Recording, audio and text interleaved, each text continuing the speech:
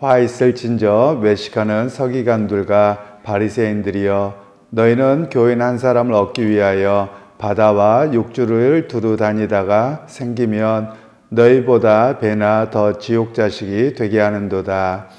화 있을진저 눈먼 논자여, 너희가 말하되 누구든지 성전으로 맹세하면 아무 일 없거니와 성전의 금으로 맹세하면 지킬지라 하는도다. 어리석은 맹인들이여, 어느 것이 크냐, 그 금이냐, 그 금을 거룩하게 하는 성전이냐. 너희가 또 이르되 누구든지 제단으로 맹세하면 아무 일 없거니와 그 외에 있는 예물로 맹세하면 지킬지라 하는도다. 맹인들이여, 어느 것이 크냐, 그 예물이냐, 그 예물을 거룩하게 하는 제단이냐. 그러므로 제단으로 맹세하는 자는 제단과 그 위에 있는 모든 것으로 맹세함이요, 또 성전으로 맹세하는 자는 성전과 그 안에 계신 이로 맹세함이요, 또 하늘로 맹세하는 자는 하나님의 보좌와 그 위에 앉으신 이로 맹세함이니라. 화 있을진저 외식하는 서기관들과 바리새인들이여, 너희가 박하와 회향과 근처의 11조는 들이되 율법에 더 중한 바 정의와 긍휼과 믿음은 버렸도다. 그러나 이것도 행하고 저것도 버리지 말아야 할지니라. 맹인된 인도자여, 하루살이는 걸러내고 낙타는 삼기는도다.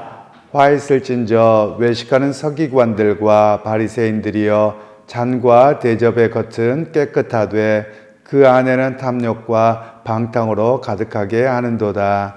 눈먼 바리새인이여, 너는 먼저 안을 깨끗이 하라. 그래야면 걷고 깨끗하리라. 아멘. 오늘 말씀은 주님의 비판에 대하여 라는 제목으로 함께 말씀을 나누겠습니다. 오늘 이제 주님께서는 유다 백성들과 지도자들을 향해서 외식하는 자들이다, 또 화 있을지어다, 이렇게 말씀을 합니다. 그러면서 왜 주님께서 구체적으로 그들을 비판하고 계시는지 우리가 좀 더 살펴보기를 원하는데요. 먼저 15절에 화 있을지어다, 이 말은 어떤 감탄사처럼 쓰여졌습니다. 그래서 헬라어로 우아이, 이런 말인데, 와, 뭐 이런 뜻도 되기도 하겠지만 원래 이 뜻은 슬프다, 화로다, 이런 의미로 탄식의 소리를 이야기합니다. 그러니까 하나님의 이제 심판을 너희가 불러와서 너무 안타깝고 속상하고 분노가 난다, 이런 의미의 감탄사가 화 있을지어다, 이런 뜻을 갖고 있습니다. 그러면서 외식하는 서기관들과 바리새인들, 이렇게 말씀하는데요. 사실 우리말로는 외식한다라고 번역되어서 이렇게 좀 이해가 좀 어렵기도 하겠습니다만, 원래는 이 단어가 위선자라는 뜻입니다. 그러니까 위선자라는 말은 속마음과 겉의 행실이 다른 자, 이런 의미로 사용을 하고 있습니다. 그러니까 오늘 이 서기관들과 바리새인들의 삶과 실제로 하나님을 경외하는 마음과에는 굉장히 이격되어져 있어서 그 차이가 심하고, 또 자기들은 겉으로는 경건한 척하지만 실제로 속마음은 온전하게 경건하지 못한 그런 모습들을 지적할 때 주님께서 외식한다, 위선자들이다, 이렇게 표현하고 계시는 내용입니다. 그러면서 너희는 교인 한 사람을 얻기 위하여 바다와 육지를 두루 다니다가 생기면 너희보다 배나 더 지옥 자식이 되게 하는도다. 우리말로는 여기에서 교인이라고 번역되어 있습니다만 원래 뜻은 개종자를 얻으면 이라는 뜻입니다. 그러니까 조금 차이가 나지요. 그냥 교회에 이렇게 데리고 온다, 여기 본문을 잘못 이해하면 그냥 일반 교인을 이해하겠습니다만, 당시에 바리새인들과 서기관들에게 있어서는 다른 여러 바리새인들 가운데도 여러 종파가 있다고 말씀을 드렸습니다. 예를 들면 이스라엘 백성들 가운데 전체적으로 크게 나누자면 보통 세례 요한이 속했던 파가 에센파로 알려져 있습니다. 물론 세례 요한이 거기서 나와서 주님 앞에 이렇게 주님의 길을 예비하는 자로 알려져 있습니다만, 그냥 여러 정황상 그가 에센파의 영향을 많이 받았을 것이고 또 그 에센파 중에 일부가 쿰란 공동체라고 해서 쿰란이라고 하는 곳에 가서 그들이 집단 생활을 하면서 결혼하지 않고 그렇게 살았던 모습들이 있습니다. 그리고 이 영향력이 실제로 이스라엘 땅에 가장 컸던 그런 모습으로 이야기합니다. 그러나 성경에는 직접적인 예수님과 충돌이 일어나지 않아서 그들에 대한 기록을 성경에서는 하고 있지는 않습니다. 그리고 가룟 유다가 해당했던 헤롯 열심당이 있었고요. 그리고 또 헤롯과 함께하는 헤롯 당이 있었고, 그리고 서기관들이 있었고, 이렇게 수많은 그런 그 종파들이 있었습니다. 오늘날 교회와는 좀 차이가 납니다. 왜냐하면 유대 백성들은 모두가 다 어디엔가는 다 속해 있는 그런 상황이었다라는 말씀이죠. 그런 가운데 어떻게든지 자기 종파로 개종하려고 합니다. 그렇게 해서 개종을 하기는 하는데, 그러면 개종을 그냥 하는 것이 아니라 그들은 어떤 그 서약을 합니다. 그래서 그 서약과 그것을 따라서 가치를 살겠다 이런 의식을 하게 되는데 바로 그와 관련돼서 이야기를 하는 겁니다. 그러면 오히려 너희가 그렇게 너희의 개종자를 얻기 위해서 열심히 노력하고 애쓰고 가르치는데 오히려 너희보다 더한 지옥 자식을 만든다 이렇게 말씀합니다. 이 말씀은 너 지옥 간다 이런 의미를 말하고 있는 것은 아니고요. 원래 이 표현 자체는 더 못된 사람으로 만든다. 더 하나님의 나라에 대한 가치를 알지 못하는 사람으로 만든다. 이런 의미를 가지고 있습니다. 물론 이걸 좀 더 확장하면 결국 지옥 간다. 뭐 이렇게 할 수도 있겠습니다만 예수님의 메시지는 천국 못 들어가고 지옥 간다. 이런 의미보다는 오히려 그런 어떤 저주의 표현으로 이해를 하면 좋겠습니다. 예를 들면 우리가 저주의 표현으로 이야기할 때 저 멸망의 자식 뭐 이렇게 이야기하는 것처럼 이 표현은 그런 저주의 표현이 바로 지옥 자식이라는 의미입니다. 그러면서 오늘 16절에서 22절에서는 이제 눈먼 인도자에 대한 이야기를 합니다. 너희가 결국은 눈먼 인도자가 되어서 너희도 잘못 갈 뿐만 아니라 다른 사람들도 바른 길을 가지 못하게 한다. 이런 이야기를 하고 계십니다.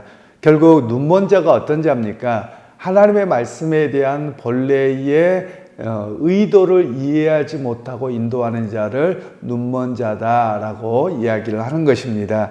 그러면서 그들은 성전으로 맹세하면 너희가 지켜야 되는데 예물로 드리면, 여기는 금으로 되어져 있습니다만 금과 여러 가지들은 하나님께 드리는 예물을 이야기합니다. 그래서 제사에 드리는 예물로 맹세하면 꼭 지켜야 된다. 이런 이야기를 하게 되어졌던 겁니다. 그러니까 구분하는 것이죠. 그래서 오늘 주님께서는 말씀하시기를 성전도 누구가 거하시는 곳이냐? 하나님이 거하시는 것이고 예물도 하나님이 받으시는 것이다. 그러면 하나님께 맹세하는 것과 같은 것이지 어떻게 너희는 건물로 하면 안 지켜도 되고 예물로 하면 지켜야 되고 이렇게 하느냐. 결국 하나님을 향한 경외와 이런 것이 너희의 마음의 중심에 있는 것이 아니라 외적으로 너희가 복받기만을 원한다면 이렇게 하고 또 다른 사람이 이렇게 하니까 저렇게 하고 그렇게만 외적인 것에만 맞춰져 있는 너희의 모습이 문제다라고 말씀을 하고 있는 것입니다. 그러면서 오늘 결국은 원래 주어진 말씀의 의도를 깨달아야 되는데 그것에 대한 관심은 없이 너희의 복받기만을 원하고 또 너희가 나는 이건 다 지켰다라고 하는 규정들만에 머물러 있어서 주님께서는 위선자다 또는 맹인이다 이렇게 이야기를 하고 계시는 내용들입니다. 그런 면에서 오늘 우리가 기억할 필요가 있습니다.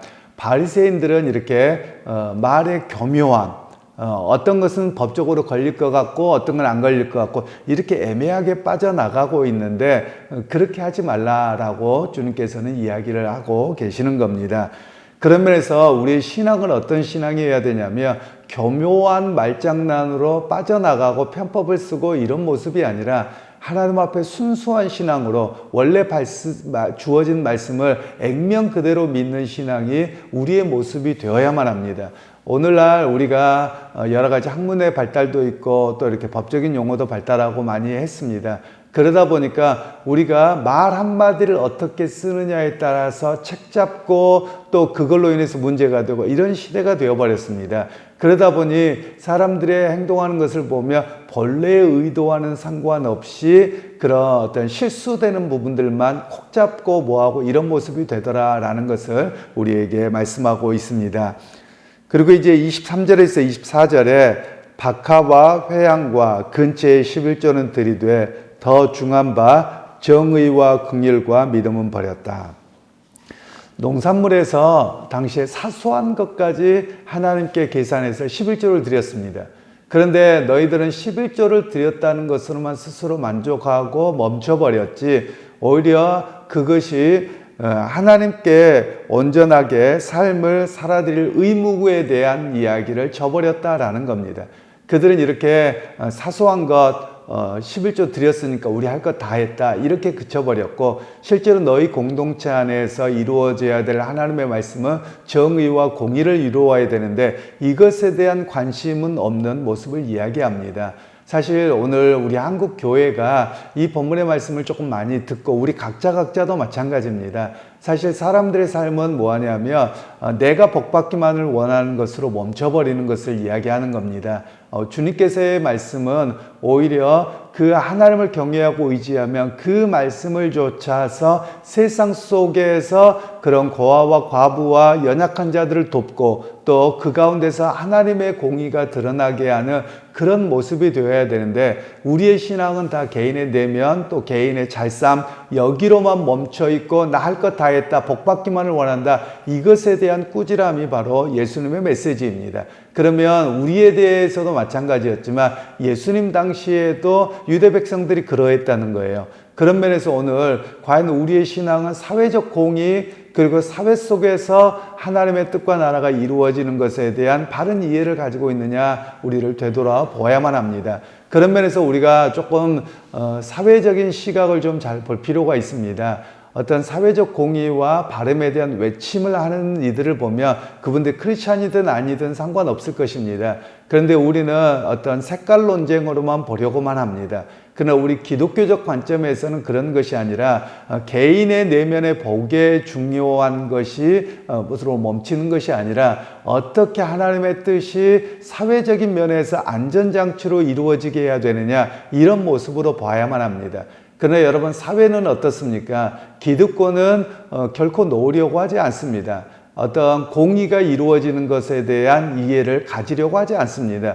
그런 면에서는 그리스도인들이 많이 싸워야 되고 외쳐야 되는 모습이기도 하더라라는 겁니다. 사실 우리 그리스도인들이 가져야 될 관점은 사람들이 어떤 그 사회적 참여에 대해서 뭐 운동권이다 뭐다 이런 편향된 의식을 가져서는 좀 아니 됩니다. 우리가 너무 그런 색깔 논쟁을 가지고 있는데, 과연 우리가 상식적으로 볼 때 구약의 메시지를 통해서 하나님 앞에서 과연 공의가 이루어지고 그리고 정말 노동자들의 삶에 대한 생명이 지켜질 만한 안전장치와 이런 것들이 되어지고 있는가, 우리가 그런 관점에서 우리가 접근해야만 합니다. 그런데 우리는 너무나도 기득권적 사고방식에서 접근하고 있는데 사실 비성경적이라고 말씀을 할 수 있는 겁니다. 오히려 주님께서는 그런 모습에 대해서 굉장한 비판을 하면서 화가 있을지어다, 지옥 자식이다, 이렇게까지 말하고 있습니다. 그런 의미에서 오늘 주님의 메시지는 사실 우리를 향한 굉장한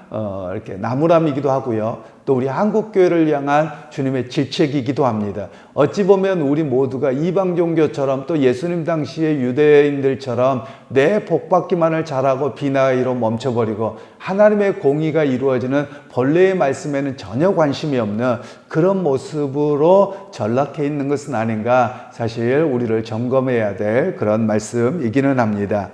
그러면서 이제 주님께서는 이것도 행하고 저것도 버리지 말라 이렇게 말씀합니다. 그러니까 11조 드리지 말고 그냥 너희가 사회적 참여만 해라 이렇게 말씀하는 게 아닙니다. 즉 하나님께 드려져야 될 11조와 이런 것들은 정말 거룩함으로 드려야 될 뿐만 아니라 사회적 공의와 섬김도 바로 하나님의 본래의 뜻이어서 다 같이 해야 된다, 이런 이야기를 하고 있는 것이고요. 그리고 이제 25절에서부터 26절까지의 말씀은 너희가 잔과 대접은 깨끗하되 그 안에는 탐욕과 방탕으로 가득해 하게 하는도다. 너는 먼저 안을 깨끗이 하라. 그리하면 겉도 깨끗하리라. 이 말씀은 어떤 의미냐면요, 유대인들의 정결 예식과 관련되어져 있습니다. 유대인들은 식사를 할 때 굉장한 청결을 중요시했습니다. 물론 복원상의 청결의 의미도 담겨져 있지만 사실 그들에게는 코쉐르라고 하는 음식 규례가 더 중요합니다. 예를 들면 이런 겁니다.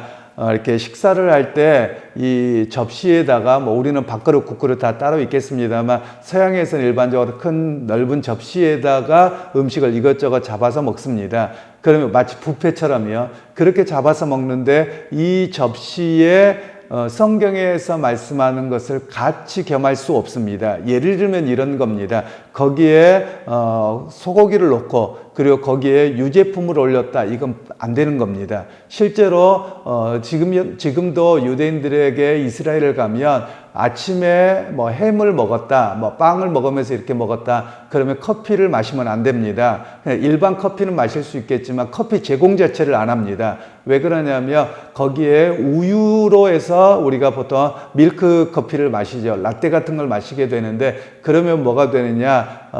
구약의 말씀에서 송아지젖으로 어미젖으로 송아지를 삶지 말라 그랬습니다. 그래서 이 말씀에 위배되는 것으로 봅니다. 그래서 접시에 그런 것을 올리는 것도 하지 않습니다. 그리고 그것도 어느 정도 시간이 지나야만 됩니다. 이런 모든 것들에 대한 규정 속에서 너희가 이렇게 율법을 따라서 이런 것을 지켜야 된다고 이야기는 하지만 실상은 너희는 어떤 모습이냐? 마음에는 탐욕과 방탕이 가득하다 이렇게 말씀합니다. 즉 탐욕이라는 말은 욕심이죠. 즉 너희가 복받기를 바라고 세상적인 것을 채우고자 하는 마음은 강하면서 너희가 이걸 다 지켰다고만 하는데 과연 하나님의 공의에 대한 이해와 말씀을 따라 살아가는 그런 이해가 있느냐, 이런 이야기를 주님께서는 하고 계시는 것입니다. 그러니까 예수님께서는 껍데기만 거룩한 척하지 말고 너희 마음에 온전한 신앙으로 서야 됨을 우리에게 이야기를 합니다. 그래서 참 거룩으로 서야 되는 것이 우리의 모습인 것이지 너희가 겉만 그럴싸하고 종교적에 귀의하고 그럴싸한 껍데기만 거룩함으로 치장하지 말고 속 사람부터 하나님을 향한 사랑과 헌신과 그 말씀을 조차 살아드리는 그런 모습으로 변화가 되어야 함을 주님께서는 굉장히 강력하게 메시지를 주고 계시는 내용입니다. 그러니까 오늘 이 말씀은 우리에게 신앙생활을 합리화하지 말라는 겁니다. 우리는 여러 가지의 이야기 속에서 나는 이건 했으니까 할 것 다 했지요 라고 해서 합리화하는데 우리 자신이 가장 잘할 겁니다. 하나님을 향한 사랑함과 또 그 말씀을 쫓아 살아감이 정말 나에게 얼마만큼 있느냐 스스로 너무 잘합니다. 그런데 우리는 스스로에게도 합리하고 또 다른 사람들에게도 합리화하는데 이것에 대한 변화가 있어야 함을 우리 주님께서는 말씀하고 계시는 내용입니다. 특별히 이 코로나 시기를 거치면서 각자의 신앙생활을 점검해야 되는데 사실 옛날과 같은 신앙의 열심이 오지 않습니다. 모두가 하는 이야기가 뭐냐면 코로나 핑계만 대고요. 사회 핑계만 대고요. 옛날이야만 합니다. 옛날에 안 뜨거웠던 사람은 어디 있습니까? 그런데 그 표현 속에는 뭘 느낄 수 있냐면 옛날에는 내가 뜨겁고 뭐 이렇게 했는데 지금은 안 해도 돼 라는 마음이 먼저 깔려 있는 거예요. 먼저 이유와 핑계를 대고 있는 거예요. 사실 하나님 앞에서 내가 정말 그렇게 뜨거운 신앙생활을 잃어버렸다면 내가 주님 다시 회복해서 어떻게 해야 될까요? 라는 말을 해야 되는데 사실 우리의 모두의 문제는 옛날이야만 하고 있고 나는 할 거 다 했다 이렇게 이야기하는 겁니다. 결코 예수님 시대의 바리새인들의 모습과 별반 다르지 않는 모습이 우리의 모습일 수 있다는 것입니다. 그래서 각자가 우리의 주님의 말씀을 분명하게 기억하셔야만 합니다. 결국 자신의 마음의 중심에 주님을 모시고 또 참 거룩으로 바르게 서 있는가, 그런 신앙의 열심과 뜨거움이 바르게 서 있는가 우리가 점검하실 수 있기를 원합니다. 그래서 오늘 주님의 경고의 메시지를 우리에게 주시는 경고의 메시지로 바르게 들어서 경고는 무엇입니까? 그 길을 가지 않아야 된다는 겁니다. 예를 들면 우리가 운전을 하거나 길을 가다 경고 표시가 있습니다. 경고 표시가 있는데 그걸 무시하고 갑니다. 결국 어떻게 됩니까? 사고가 나거나 큰 문제를 당합니다. 지금 주님께서는 우리에게 굉장하게 강력하게 경고의 메시지를 주고 있는데 우리는 스스로 거기에서 경각심을 갖지 않습니다. 그 길을 돌리지 않습니다. 결국은 망하게 될 것입니다. 그러게 주님의 메시지를 정말 깊이 들고 우리의 마음에 주님을 온전히 모시고 뜨거운 믿음으로 다시 회복되어져 가는 그런 우리 모두가 되시기를 주님의 이름으로 축원합니다.